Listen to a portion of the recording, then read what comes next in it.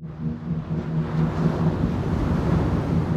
êtes conscient que pour le moment, ce ne sont que des rumeurs. Moi, je n'ai pas la moindre information concrète. Je n'ai aucune certitude. Regardez comme elle est belle, notre île. Oh, regarde ça. Oh mon Dieu. Il y a le haut commissaire qui est là, ouais. Ça fait des sensations, ça me change.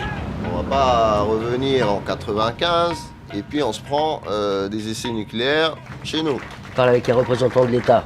Moi, je suis pas dans les magouilles. Moi, j'essaye de m'occuper du peuple le mieux possible.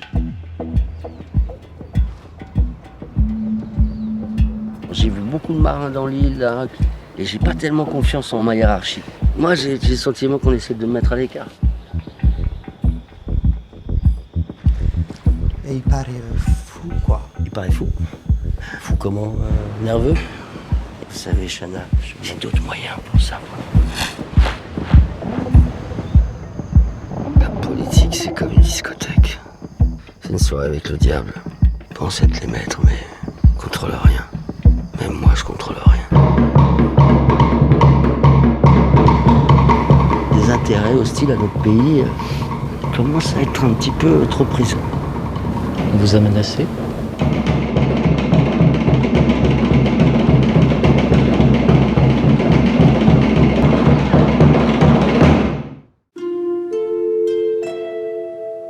Il y a 19 ans, je suis tombée amoureuse d'Antoine et j'ai décidé de le suivre sur ce caillou perdu au bout du monde. Ça va? Super. Respire! Une traversée est déjà cuite. Maxence, notre nouvelle apprentie. Salut.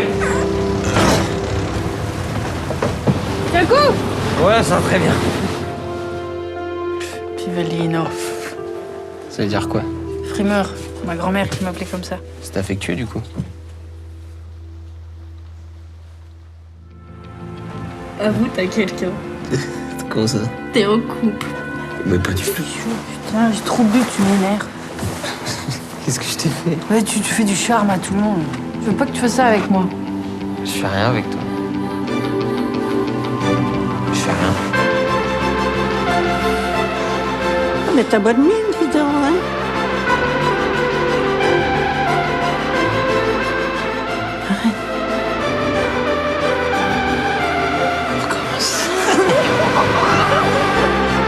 C'est fou ce que t'es sûr de toi.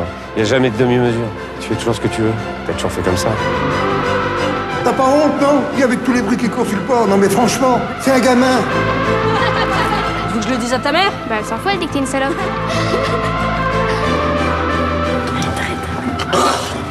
Je t'aime et toi ça te gêne.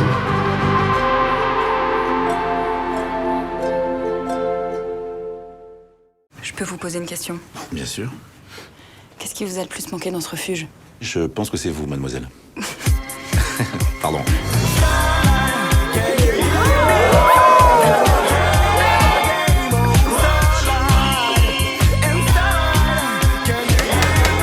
Allez, Jacques, un dernier verre. Oh, c'est malin. Pierre! Non, non! Pierre! Pierre! J'étais tombé du rebord de la nuit. M'étais écrasé sur la terre. Il avait suffi de 8 mètres pour me briser les côtes, les vertèbres, le crâne.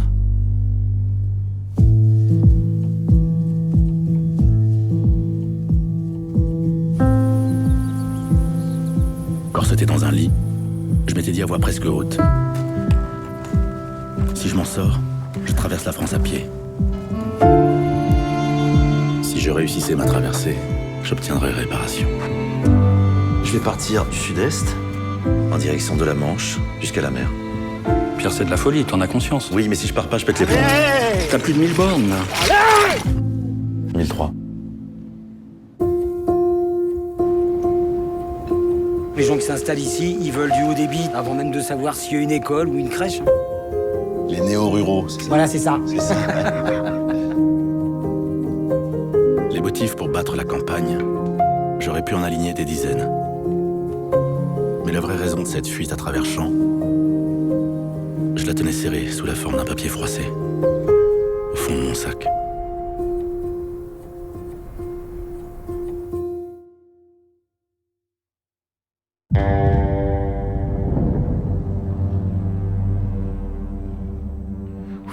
dans la nuit du 12 octobre. Est-ce que Clara avait des ennuis? Elle tombait facilement amoureuse. Je voulais toujours que je sorte le grand jeu, elle faisait la princesse. Elle aimait bien mon côté animal. On baisait fort. Tu sais de quoi elle est morte, Clara? Elle a été brûlée vive. Moi, je trouve quand même que ça sent la punition. La jalousie, c'est un levier énorme. On fait un boulot bizarre quand même. On interroge les gens, on fouille dans leurs affaires, on écoute leurs conversations et on écrit des rapports. Des rapports et des rapports. C'est ça. On combat le mal en rédigeant des rapports. Clara avait 21 ans.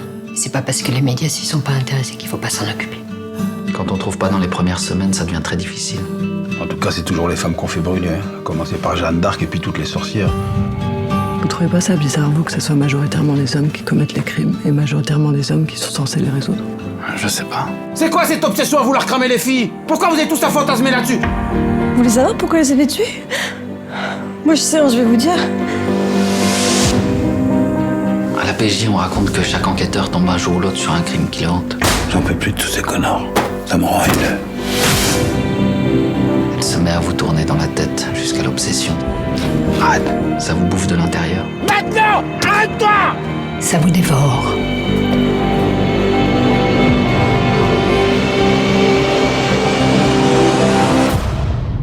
C'est quelque chose qui cloche entre les hommes et les femmes.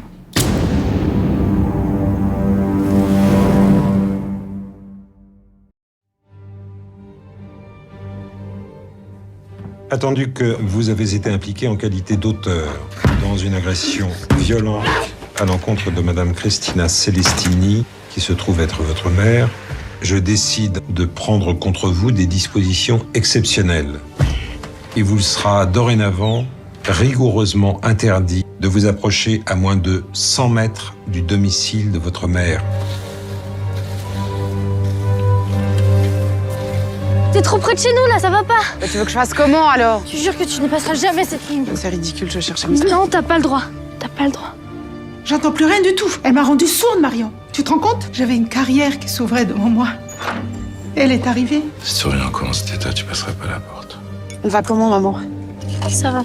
Elle s'est remise. Elle avait tout, Margaret. C'est une musicienne, elle a hérité de moi. Qu'est-ce qu'elle en a fait? Marion, il y a ta frangine. Elle ose pas passer la ligne. Là-bas, c'est Margaret.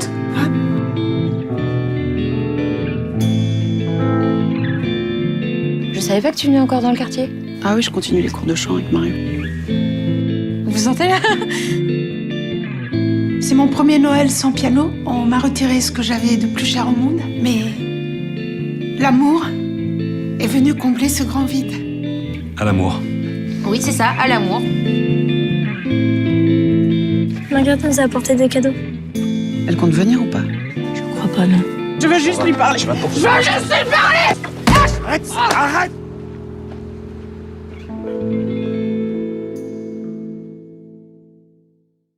Vincent Delcourt, entrepreneur, business angel, philanthrope. Vous êtes considéré par la presse étrangère comme le Français incarnant le mieux la modernité et l'innovation. Êtes-vous heureux? C'est la première fois qu'il fait une crise de panique. Faudrait qu'il se repose.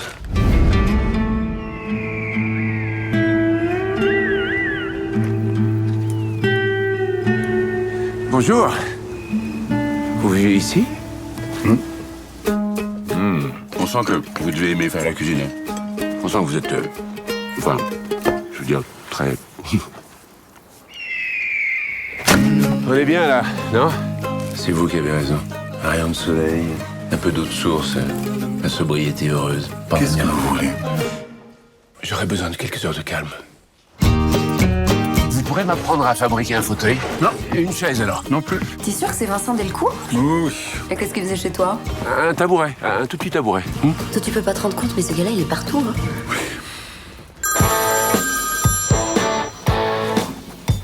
Vincent! Vous étiez où? On commence à s'inquiéter. Vous devez être à Tel Aviv demain. Et les Anglais insistent pour vous voir avant. Je crois qu'il faudrait vraiment que vous fassiez un aller-retour à Londres ce soir.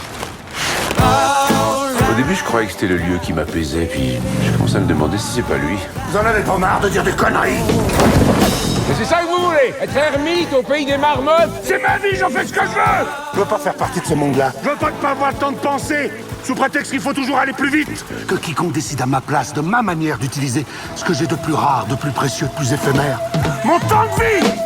Si je peux vous aider, j'aurais peut-être enfin l'impression de faire quelque chose de ma vie. Ne bougez pas, il y a un ours derrière nous. Vous me prenez vraiment pour un idiot. On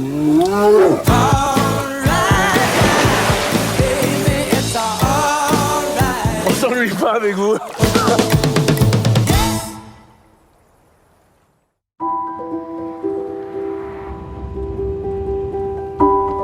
Monsieur Bellecour, vous avez fait bon voyage?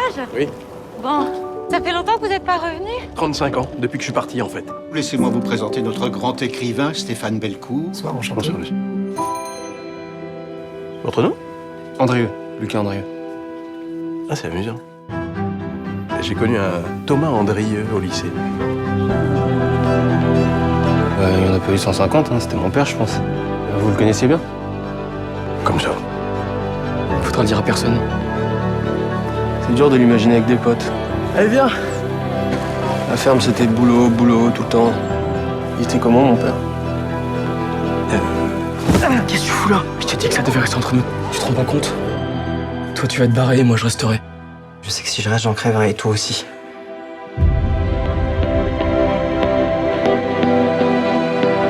La seule fois où il s'illuminait, c'est quand vous passiez à la télé. C'était qui pour vous? Mais putain, pourquoi vous voulez pas me répondre? Tu me réserves encore d'autres surprises comme ça? Ton père m'a abandonné du jour au lendemain, comme pour toi, sans un mot, sans une explication. Qu'est-ce que tu viens de dire là? Je suis très mal à l'aise, alors on se calme! Stéphane, tu as ta vie qui t'attend. Et je suis sûr que tu vas pas t'arrêter là. Qu'est-ce qui se passe, Lucas? Explique-moi. Tout va bien.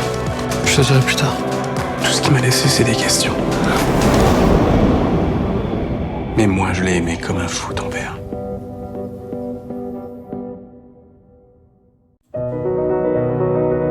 Lokita, réveille-toi. Lokita. Oui, j'arrive. T'es sûr que vous ne voulez pas manger avant de partir? Bon, ça va. Toi, retour à 22h. Oui, oui. Tu as dit que c'était dans cette école que tu avais rencontré ton petit frère. Oui. Il a été abandonné à sa naissance, tu l'avais jamais vu. Comment as-tu su que c'était lui? Je vous jure que c'est ma sœur. Sans elle, j'étais mort. Pourquoi moi j'ai mes papiers et elle, elle peut pas les avoir? Je vous ai amenés tous les deux jusqu'ici. Tu dois payer. Ma mère en a vraiment besoin. Donne tes 100 € à Justine. T'inquiète, va, il y en a 10. J'ai pas envie que tu deviennes un dealer et que t'arrêtes l'école. J'arrêterai pas. Je t'ai dit que dès que j'aurai mes papiers, je ferai la formation d'aide ménagère. Tu veux de faux papiers? Je te trouve direct une solution. Maintenant, tu discutes. On pourra au moins se voir le dimanche. Non. Et comment on va faire pour envoyer de l'argent à notre maman? C'est pas mes Sinclair, allez-y.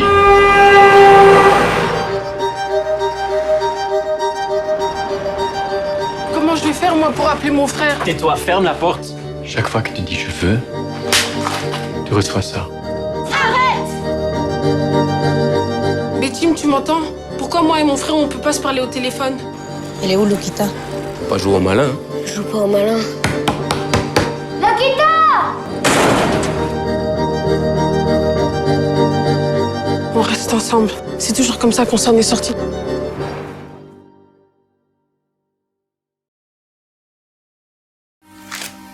Ça veut dire quoi, mof? Meilleur ouvrier de France. Il faut travailler dur, énormément. J'ai un cas de la table 8, là. Jeune homme, qui t'a signé ici? Dès demain, il sera remplacé, chef. Avant de me jeter, chef, laissez-moi faire un essai au moins.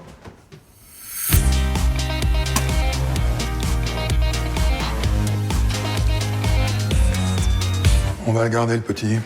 Sois à l'heure et présentable. Hein? Oui, chef. Eh oh, c'est l'entrée de service pour vous. Ah, ok. Quand on est en foyer, il n'y a pas mille façons de s'en sortir.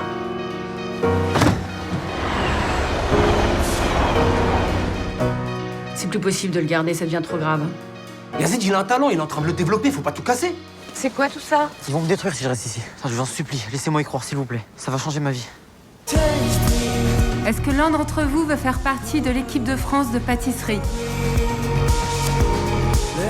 Bravo. MBF, meilleur bougnoule de France. Je prépare les championnats du monde et j'ai besoin d'un sponsor. Plus de nerfs, là, t'es en train de relâcher tes bouts, là. Chef, comment on devient le meilleur? C'est pas un Paris-Brest, ça, c'est un Paris-Chiasse. Tu veux être le meilleur ou un génie de la pâtisserie? Win. Et comment on sait si on est l'un ou l'autre? Tu sauras. Ça, c'est la petite ours. Ouais. Et c'est la petite casserole. Il se fout de ma gueule. Et même quand on regarde des étoiles, les mecs, il y a des casseroles partout. Là.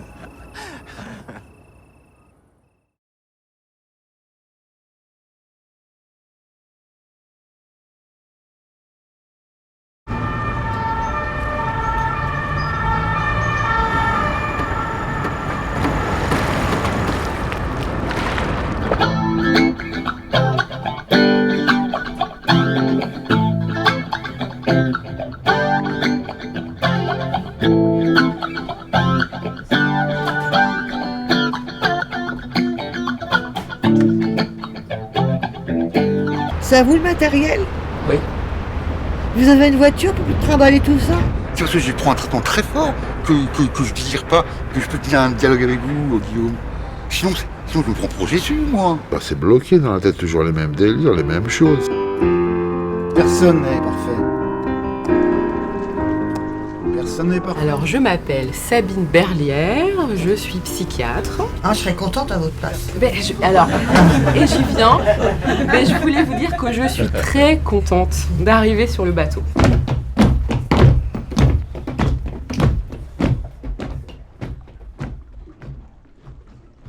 C'est la fin? Oui. On se met dans la peau d'un autre et on croit qu'on va s'en sortir comme ça. On a des têtes un peu cassées peut-être, je sais pas. Personne n'est parfait. Personne n'est parfait. Personne n'est parfait. Allez. Il faisait chaud là-dessous. Ouais. T'as eu des notes un peu aujourd'hui? Un 12 en maths. 12? Bah c'est pas génial. Bah si, en sachant que la moyenne elle est à 14. Oh, excuse-moi, c'est le boulot, je suis désolée. Même le week-end. Allô? Louis? Votre fils est dans un coma induit. Son pronostic vital est engagé. Ça fait 6 mois que je fais tous les jours, hôpital, entrepôt. On a vu tous les spécialistes et puis rien. À réaliser avant la fin du monde, parce que ça va peut-être arriver plus vite que prévu. Tu crois vraiment que si tu réalises tout ce qu'il y a là-dedans, il va se réveiller? Je sais pas, maman. Mais tu trouves que je suis folle? Oui. Mais ça me plaît. Il y a quoi dans cette liste? Taguer mon loup sur la caserne militaire. Allez maintenant. Hey, vous! S'excuser auprès d'Amara. Bonjour Amara. Tu sais, Louis s'excuse. Faire dédicacer mon skate par KGI à Tokyo. Allô? Vous n'êtes pas en Asie par hasard? Ah non, pas du tout, là, je suis au boulot. On va se battre, mon loulou. J'aurais tellement voulu partager tout ça avec toi. Pourquoi tu m'en as jamais parlé? C'est parce que je te parle toujours de tes notes. Je suis une maman, quoi. Alors on s'inquiète toujours. C'est quoi le jeu d'après?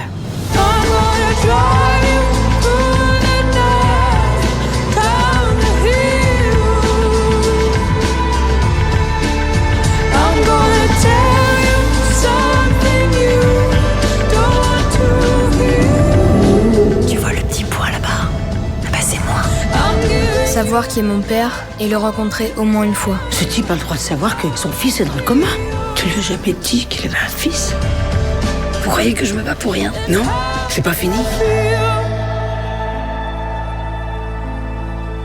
Tu m'envoies un signe là, à mon loulou.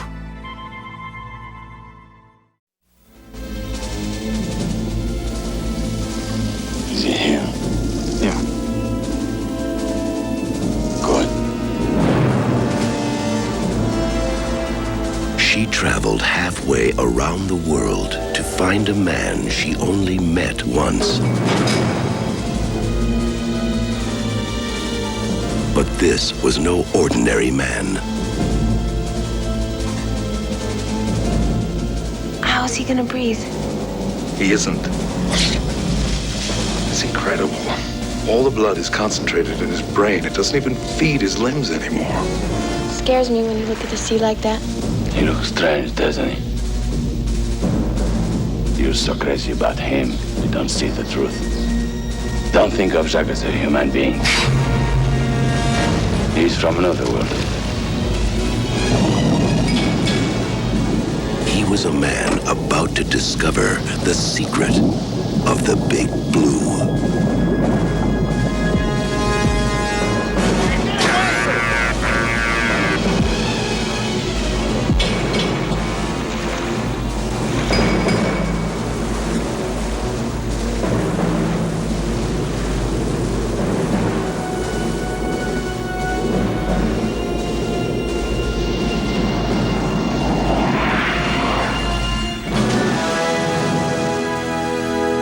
The Big Blue.